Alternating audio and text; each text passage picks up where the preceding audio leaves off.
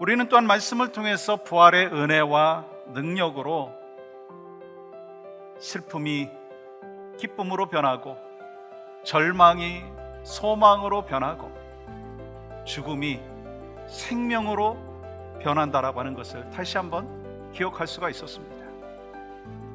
그런 면에서 우리는 아직도 팬데믹의 혼란 속에 살고 있지만 부활의 은혜와 능력을 간직한 자로서 어떻게 살아가야 되느냐라고 하는 것입니다. 우리가 혼란 속에 살고 있다라고 하는 건요, 길을 잘 모른다라고 하는 의미입니다.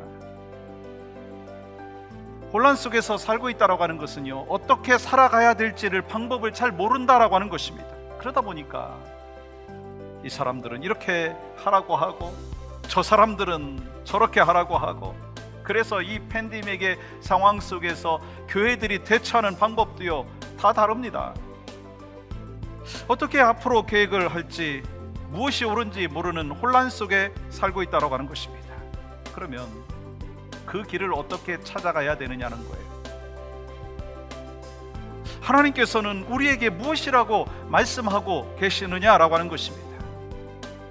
다시 기본으로 돌아가라 말씀하시고, 혼란의 상황 속에서 믿음의 기본이 뭐냐라고 하는 거예요. 그것은요, 예배자의 자리, 은혜의 자리, 믿음의 자리로 돌아가는 거라 하는 것입니다. 이 팬데믹의 어려운 시기에 크리스찬은 무엇을 해야 될까? 교회는 무엇을 해야 될까? 그것은 다시 기본으로 하나님께로 돌아가야 된다는 거예요.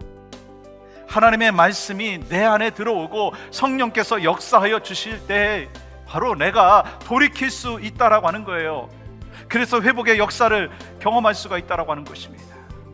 그리하니 우리는 말씀의 기준을 삼아서 말씀대로 살려고 애쓰면서, 성령이여 나를 도와주소서, 내가 주님 앞에 온전히 쓰임받기를 원합니다, 제가 돌아가기를 원합니다, 참된 하나님의 말씀 따라서 살기를 원하오니 저를 도와주시옵소서. 그러하면서 믿음의 기본으로 돌아갈 때 우리는 다시 하나님이 쓰시는 귀한 믿음의 백성이 될 뿐만 아니라 우리의 가정과 교회가 그렇게 주님 앞에 쓰임받는 역사가 나타날 줄 믿습니다. 그러므로 우리 모두 이 믿음의 기본으로 돌아가는 복된 인생이 되기 위해서 이 하나님의 일하심을 기억하고 과거에 내가 어떤 존재였는지를 기억하며 돌이키면서 첫사랑을 회복해야 된다고 하는 거예요. 그래서 우리 모두의 인생의 여정 가운데 하나님께서 주시는 참된 평안과 기쁨과 은혜를 누릴 수 있기를 간절히 소망합니다.